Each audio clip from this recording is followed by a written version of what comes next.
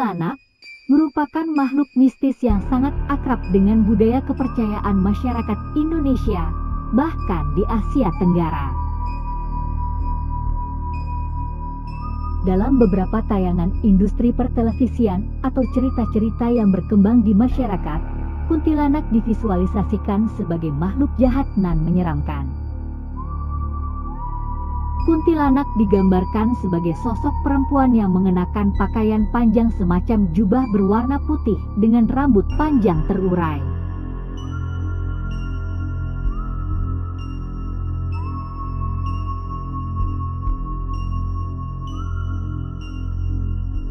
Kekhasan lain dari makhluk yang dinamai kuntilanak ini adalah dari segi suara dan tertawanya yang dinilai menyeramkan.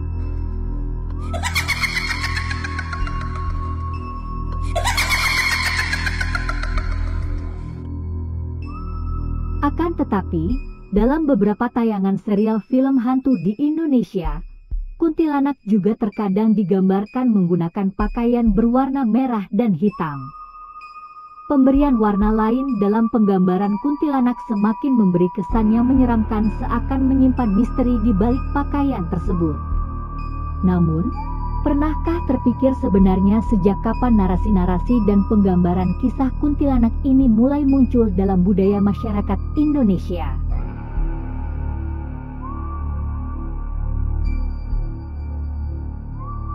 Munculnya kuntilanak. Kisah kuntilanak pernah dibedah oleh seorang antropolog kelahiran Jerman, Timo Duille, dalam artikelnya yang berjudul Kuntilanak, Ghost Narrative and Malay Modernity in Pontianak, Indonesia.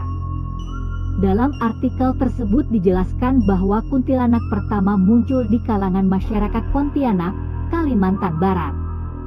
Dikisahkan bahwa hantu kuntilanak muncul ketika adanya upaya mendirikan sebuah kota di antara pertemuan dua sungai, yaitu Sungai Kapuas dan Sungai Landak pada 1771.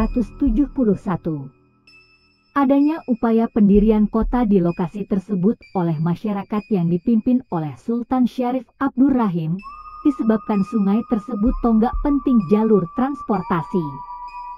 Karena alasan tersebut akhirnya dilakukan upaya pembangunan sebuah kota di wilayah tersebut karena letaknya yang strategis. Dalam pembangunan kota tersebut, bahan-bahan yang digunakan berasal dari alam sekitar seperti batu dan kayu. Ketika para pekerja akan menebang pohon-pohon dekat sungai untuk bahan pembangunan, tiba-tiba muncul suara aneh melengking dari atas pohon yang tinggi menjulang.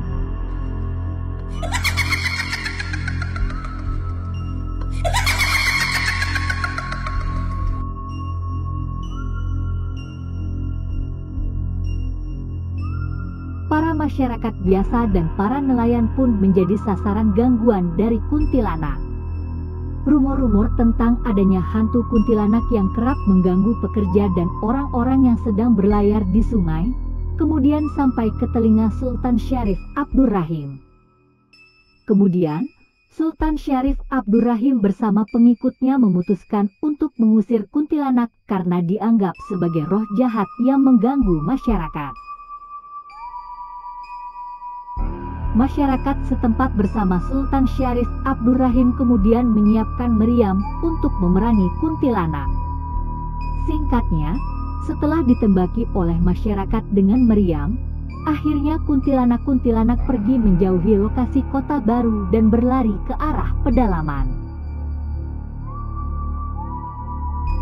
Setelah kuntilanak berhasil diusir, pohon tempat hantu itu berdiam kemudian ditebang dan digunakan untuk membangun Masjid Agung dan bangunan lainnya.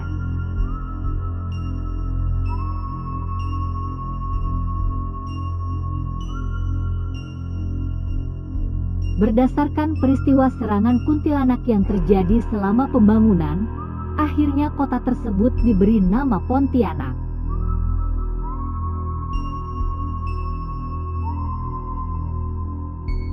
Kisah kuntilanak mengganggu hingga kuntian pelabelan kuntilanak sebagai roh jahat semakin lekat dan berkembang ketika Melayu modern yang membawa agama Islam menafsirkan kuntilanak sebagai setan atau iblis yang memusuhi manusia.